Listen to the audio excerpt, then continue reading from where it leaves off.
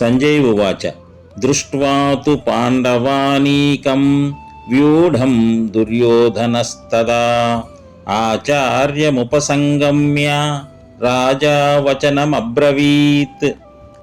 తదా అప్పుడు రాజైన దుర్యోధనుడు వ్యూఢం మోహరించి ఉన్న పాండవానీకం పాండవసేనను దృష్ట్వా చూచి తు మరియు ఆచార్యాం ద్రోణాచార్యుని ఉపసంగమ్య సమీపమునకు చేరి వచనం ఈ మాటలను అబ్రవీత్ పలికెను.